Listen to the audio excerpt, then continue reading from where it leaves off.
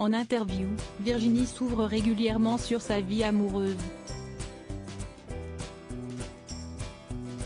Dans les colonnes de Cosette, elle a expliqué la particularité de ses relations jusqu'à sa rencontre avec Nils Schneider. L'actrice ne fréquentait que des hommes qui étaient devenus papas. Les acteurs rencontrent souvent leur moitié sur les tournages de leurs films. Ce fut le cas pour Virginie Efira, qui partage sa vie avec le comédien Nils Schneider, après avoir croisé sa route en 2018, sur le tournage d'un Amour impossible. Depuis, les deux acteurs vivent une romance discrète, que Virginie Efira a accepté d'évoquer lors de rares interviews, notamment dans les colonnes de Paris Match. Nous avons emménagé ensemble depuis un bon moment. Nous vivons une belle histoire qui ne souffre pas du quotidien en commun, qui ne s'étiole pas, avait-elle déclaré. Puis d'ajouter, visage souriant en quoi n'aime son regard sincère sur moi. Parce que nous nous aimons, nous nous disons la vérité, sinon cela n'aurait pas de sens. Point. Et quand nous partons en tournage chacun de notre côté, nous nous arrangeons pour ne pas laisser passer trop de temps sans nous voir.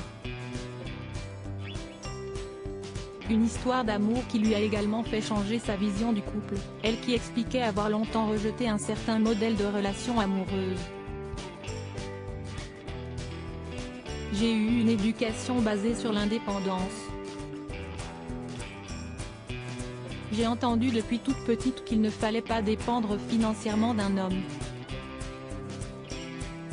Ce qui fait que, pendant longtemps, quand je me mettais en couple, j'arrivais avec ma petite mallette d'idées préconçues, avait-elle révélé.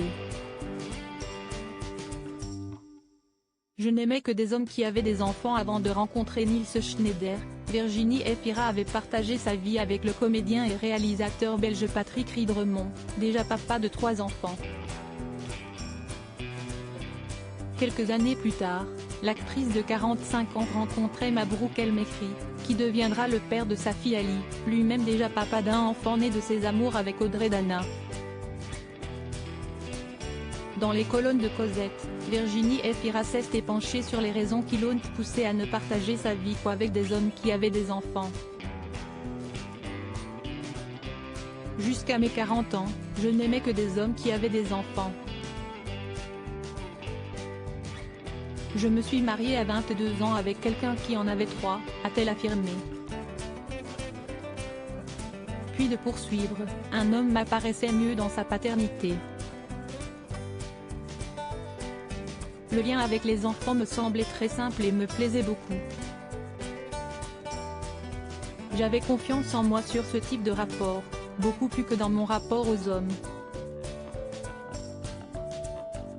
Avec un enfant, j'avais l'impression que j'avais une utilité,